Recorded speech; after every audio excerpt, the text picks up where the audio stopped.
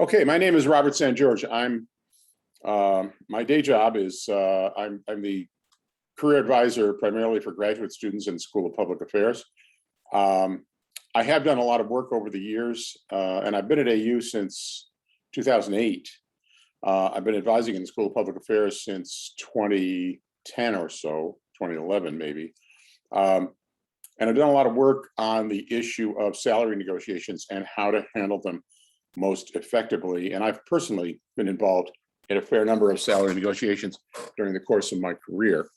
Although this is really not based on my personal experiences, this presentation is based on a lot of research that I have done. So let's move on. Whoops, there we go. So I'm a believer in telling you what we're going to cover before we cover it. We're going to talk about when is time to negotiate, relevant, how to access relevant research on salaries, understanding a concept of the midpoint in salary bands, which is very important in order to negotiate knowledgeably when you're trying to figure out what salary you can get an employer to pay you. What kind of negotiating tactics tend to work, how to summarize your experience in a one-pager that is not a resume, but something you can very quickly email, or if you're in person, literally hand to a hiring manager to argue for a higher salary. And I'll explain that in a lot more detail upcoming. Also, we're going to discuss the issue, for those of you who are graduate students, what a master's degree is worth in terms of experience. Also, what is actually negotiable when you get to the point of negotiating? It's more than salaries, and we'll talk about that. And then finally, the happy circumstance of how to graciously accept a job offer when you get to that point. So, and I should mention, by the way, at the beginning of this is a presentation primarily designed for seniors and graduate students. If you're not among those, you may find it relevant, but it may be a bit further down the line for you if you're a younger undergrad. So let's keep going. First of all, there's the whole issue of asserting yourself in salary negotiations. If you have never negotiated salary before, or if you've hardly ever done it, you will often feel powerless in the sense that, wow, I've got a job offer. I guess I have to rush and take it. And there's a feeling of sort of powerlessness that the employer holds all the cards. That's not really the case. And as I say here, most recent graduates, or upcoming graduates for that matter, who get a job offer often feel panicked and pressured into accepting that offer ASAP. That pressure can come from your family or friends, or just from within yourself, quite honestly. So first of all, it's always important throughout the entire interview process when you're being interviewed for a job, to market yourself as being confident and decisive. This will then help you. Well, this will help you get the job, number one, get a job offer, and this will also help you when it comes time to negotiate. And let's just move on from there. So when should you be negotiating? First of all, never talk about salary until you have a clear verbal job offer. Now, an employer may push you into doing that very early in the process, maybe in a first round interview. They may say, now, you know, what kind of salary range are you looking for? What kind of salary are you looking for? And in a moment, I'll tell you how to answer that question when you're pressured into it, because you do have to give them an answer, unfortunately. But if they don't bring up the issue of salary, you should not either. Because when you've got a job offer in hand, a verbal job offer, that is the point at which you have maximum leverage over an employer.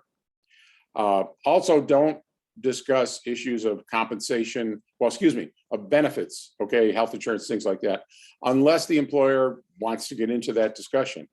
Now, if they do push you to talk about, well, what acceptable salary range are you thinking of? What acceptable salary are you thinking about?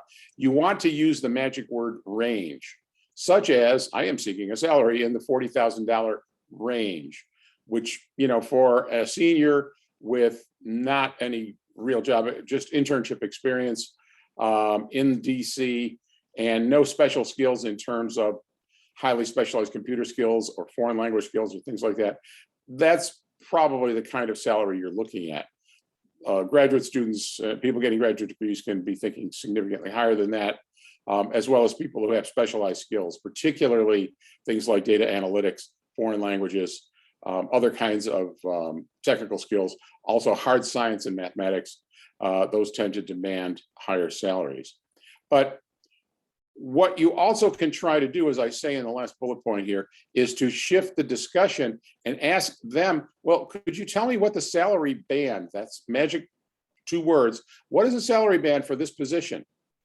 Okay, now they may not want to tell you, but it's really important to know that. Let's, just to keep the math simple, let's say that you're, closing in on a job, and because they've mentioned it, that the salary band is $40,000 to $50,000. You're highly unlikely to get offered a salary in the high end of that range, whatever the range is, whether it's $75,000 to $100,000 or $40,000 to $50,000 or whatever. And I'll explain a lot more on that in a moment in terms of how to position yourself to get the best offer possible. But that gets us to this concept of the midpoint. First of all, never admit that you know anything about the midpoint. Never admit that. They're not going to ask you, but you need to know about this. So, as I say here on the first bullet point, let's say a salary band is $35,000 to $40,000, $45,000, which is a little low, but let's just stay with that. The midpoint, obviously, is $40,000, right? Now, this is a particularly important concept. It's almost, a sacred concept for human resource professionals, because what they are taught, when they take courses relating to human resources, is that you never bring anyone in, a new candidate in, above the midpoint. And the reason that you don't, I'm talking from an employer perspective now, the reason that you don't is because that will limit the employer's ability to give you salary increases over the next few years, because at a certain point you'll hit the ceiling being the top of the band, and then the employer is in an unpleasant position of either changing the salary band, unpleasant from their point of view. From your point of view, it's great, but unpleasant in terms of changing the salary band, that is moving it upwards, or possibly paying you above the salary band. And here's the thing, it really tends to annoy and even anger your fellow employees who are in the same salary band if they've decided to pay you above that band, but everyone knows that you actually should be within the band, whatever that band is. Okay, so how do you determine what it is you're going to ask for? I'll basically cut to this right now, although I think I may be talking about it in a future slide. If the salary range is $35,000 to $40,000, again, just to keep the math simple at $10,000 difference. So the midpoint is $40,000. Therefore, the most that you should really ask for in terms of a negotiating posture would be $47,000 or $48,000. Excuse me, not $47,000, $42,000 or $43,000 a year. They likely won't pay you that, but you are assuming a negotiating posture, understanding that it's likely they're going to negotiate you down to around $44,000. But by asking for, let's say, not 44, I'm getting totally confused on the math here. They're going to negotiate you down to, let's say, 39,000, just looking at the salary band I'm talking about. But you've assumed a negotiating posture several $1,000s above that, so that they can feel like they have a win, so to speak, that they've gotten you down a few $1,000s and they've gotten you under the midpoint, the sacred concept to them. And that's something you just have to accept. If you apply for a job and you find out the salary band and the salary band isn't high enough for you, well then, don't apply for the job. Or if you're in the middle of applying for the job, withdraw and look for better paying jobs. That's my best advice to you. Now, let's keep going. how do you find what jobs pay before you've even applied for a job, or maybe when you're in the early stages of application?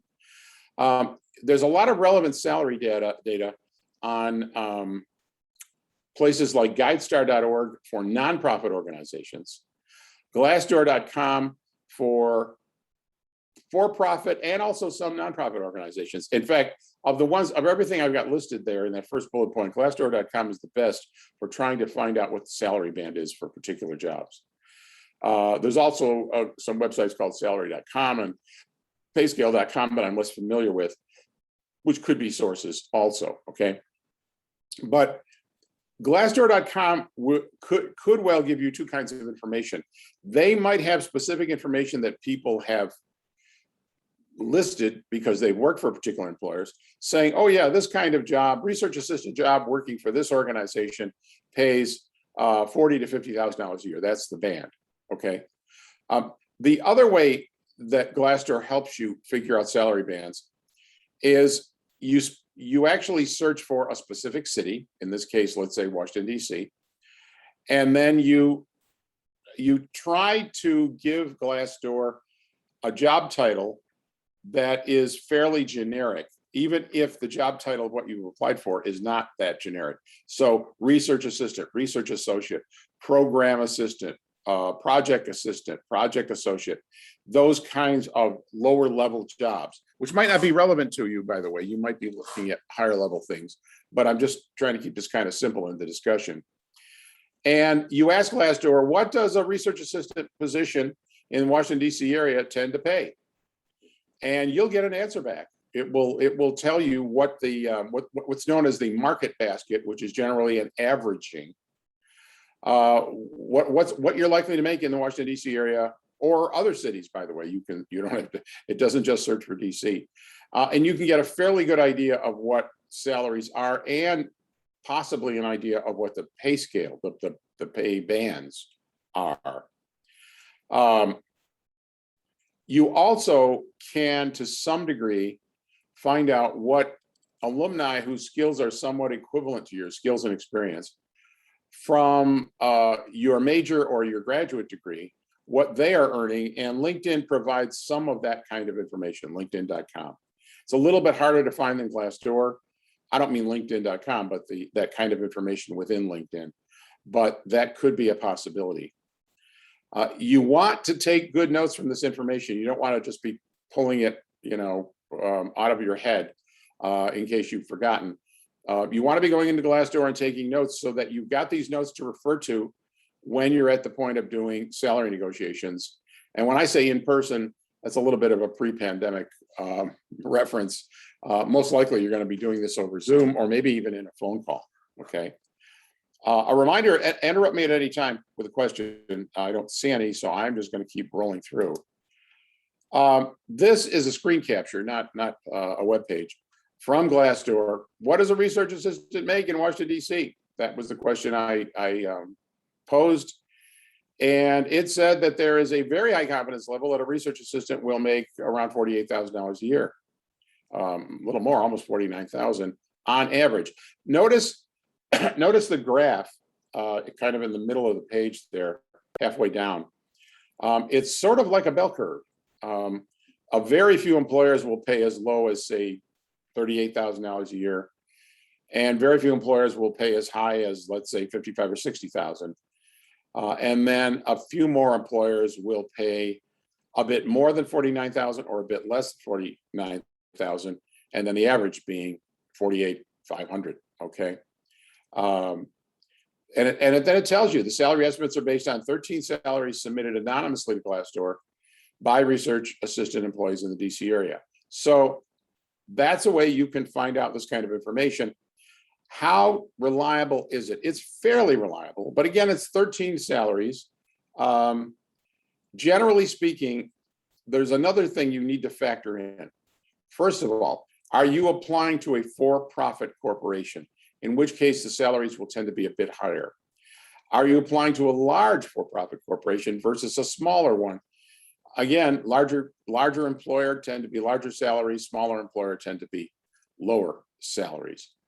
Then there's the big difference between for-profit organization or employers rather, and the federal government or federal contractors, okay? Generally speaking, those salaries will be a bit lower. How much lower? Hard to say, depending upon what it is you're applying for. But you're gonna make a bit less money on average working for the federal government or a federal contractor vis-a-vis working for a for-profit corporation that is not a federal contractor, okay? Federal contractors, much of the time, peg their salary levels to the salary you'd be making if you were doing the same job in the federal government. Now, that's not always true. I want to contradict myself a little bit here.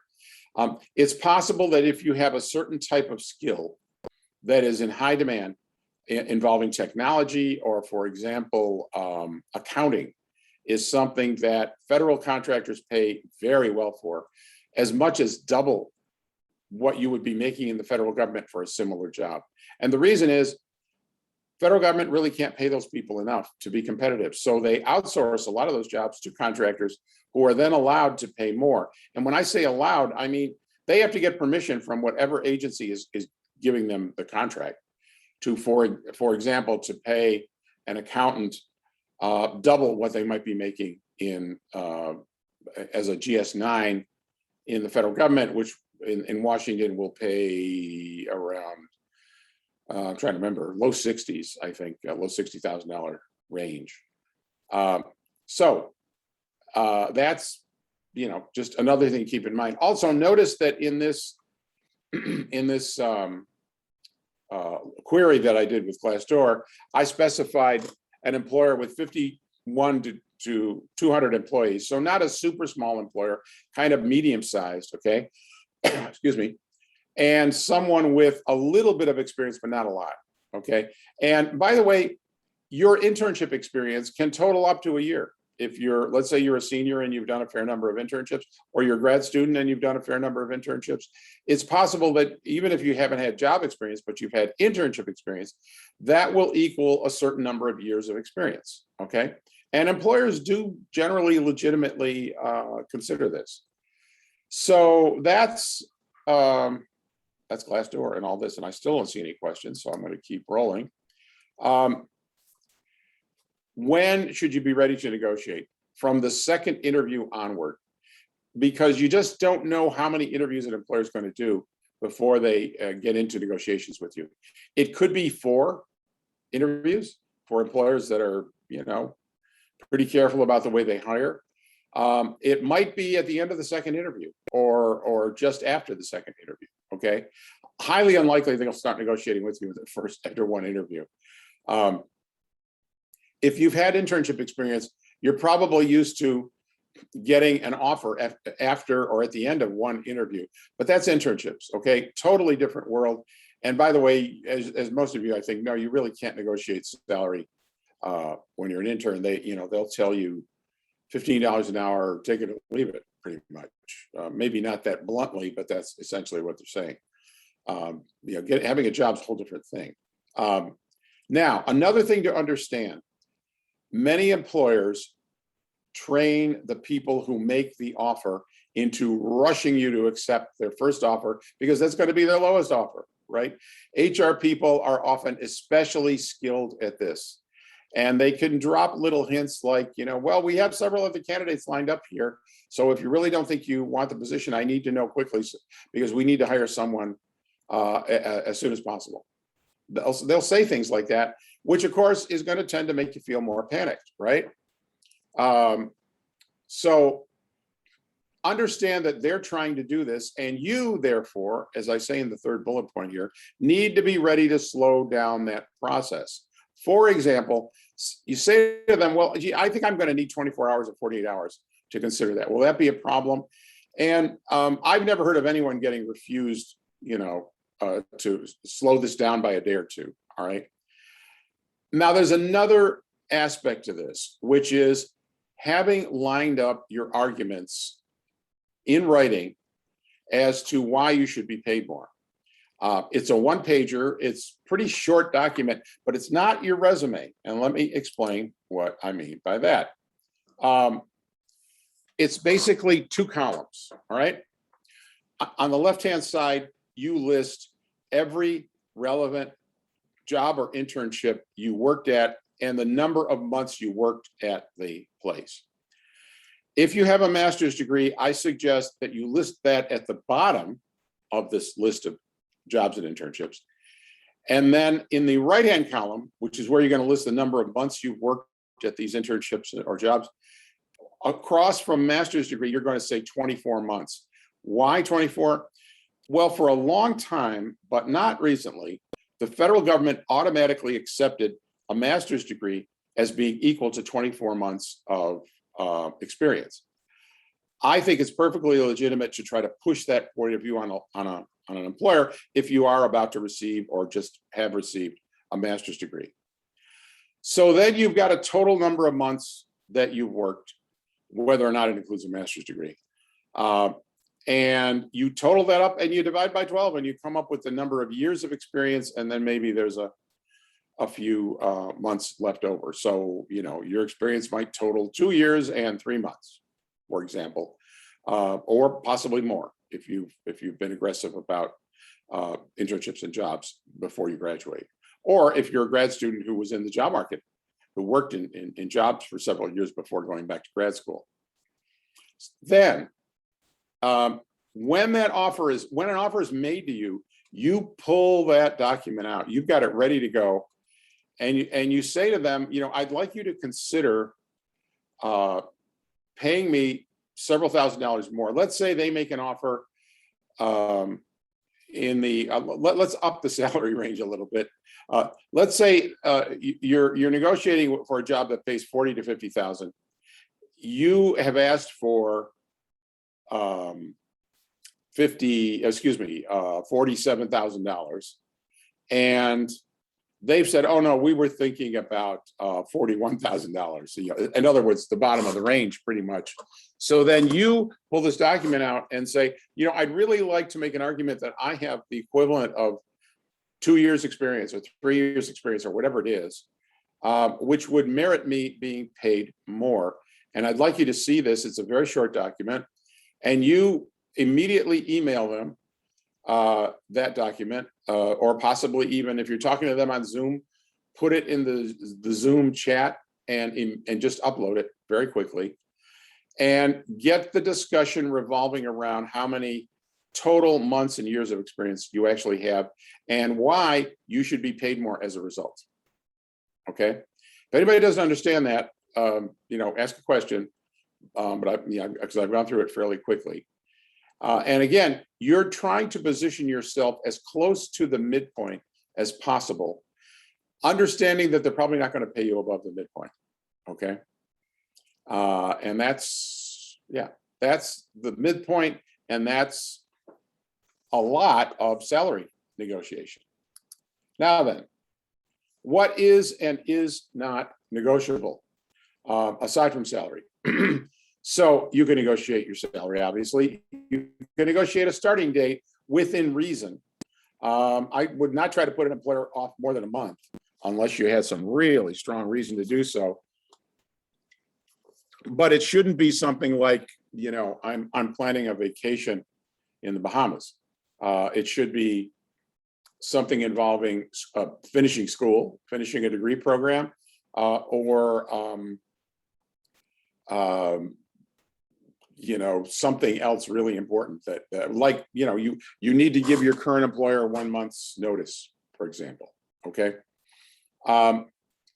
You can, within a very limited range, be able to negotiate your daily schedule. Are you going to come in at 8 a.m. and work till 4? Are you going to come in at 9 a.m. and work till 5?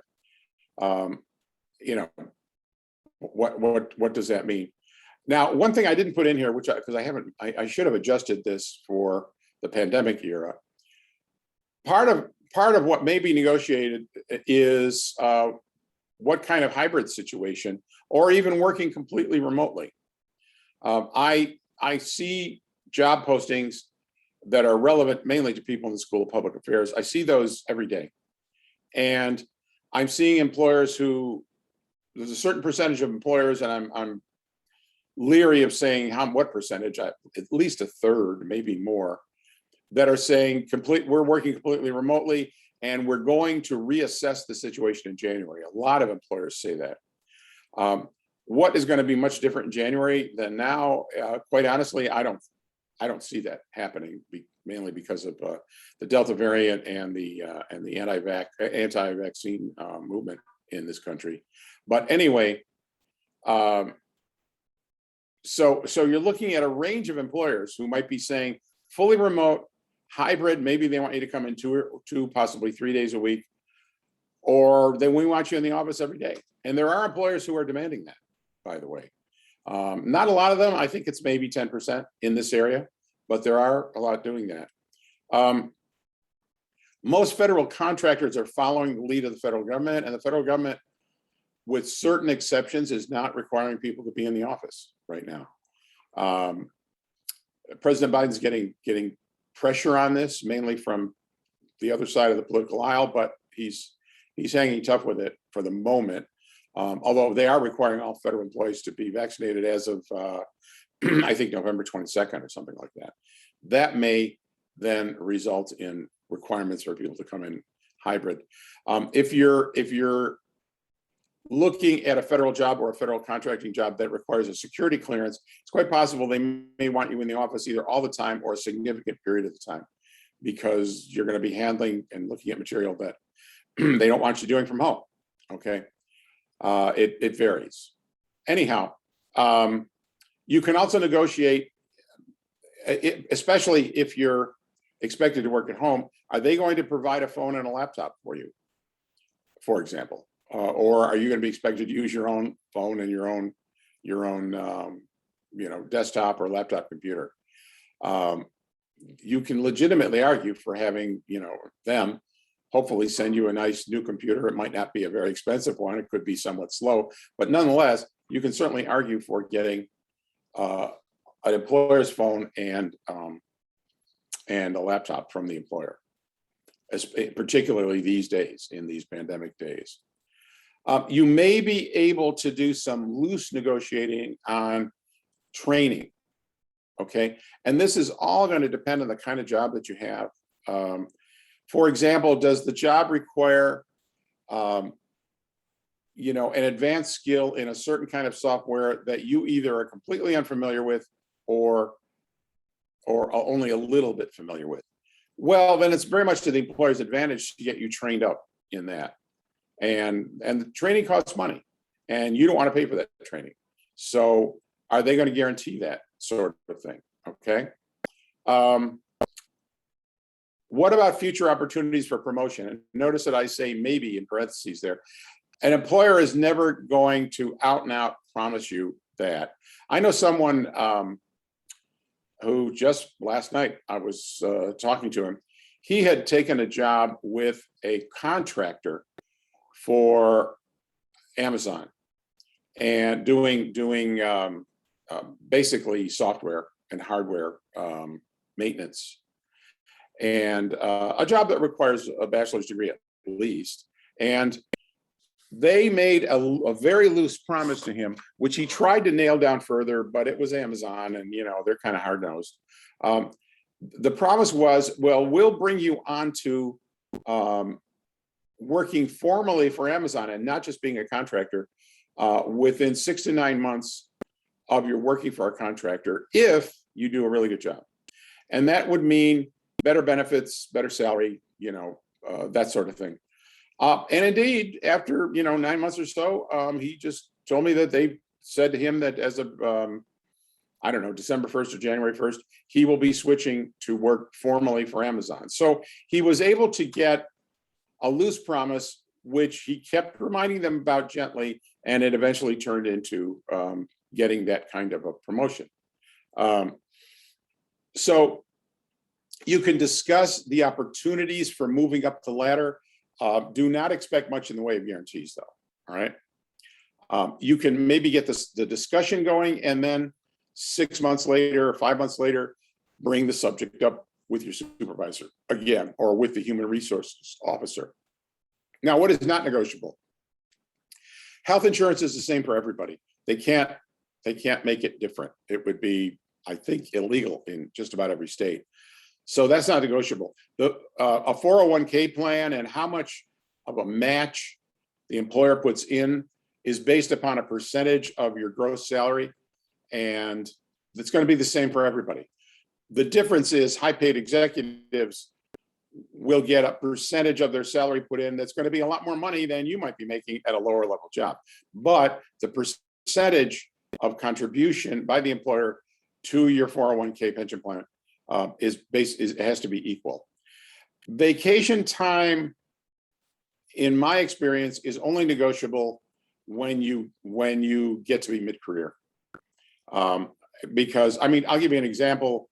When I was mid-career, I was offered a very senior job with a think tank in DC, and we agreed on salary and such. And then they said, "Oh, and by the way, it'll be 2 weeks vacation."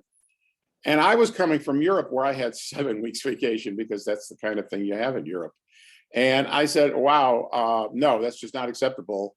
And they said, "Oh, but a new employee is only 2 weeks." I said, "Yeah, but I'm mid-career. I'm not a 23-year-old coming in here."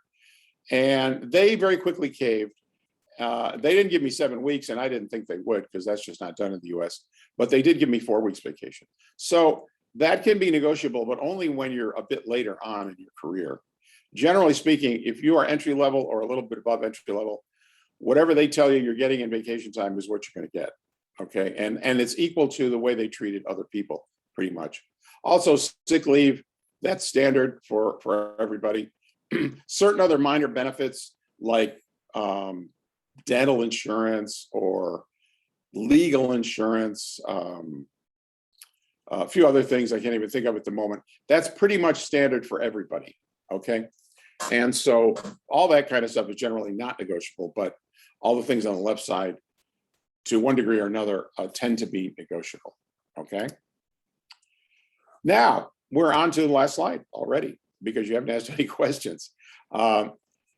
It's important that the employer feel that your boss in particular feels good about having made the offer and that you accepted with enthusiasm and graciously.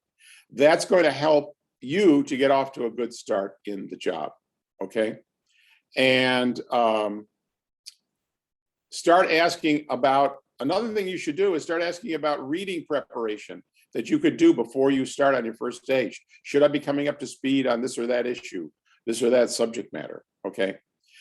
I want to go back for a moment to another issue about when you get offered salary, okay? When you get offered an amount of money that they're going to pay you, the reason why, I think I didn't adequately explain, the reason why you have maximum leverage then is because they don't want to go back to the other candidates.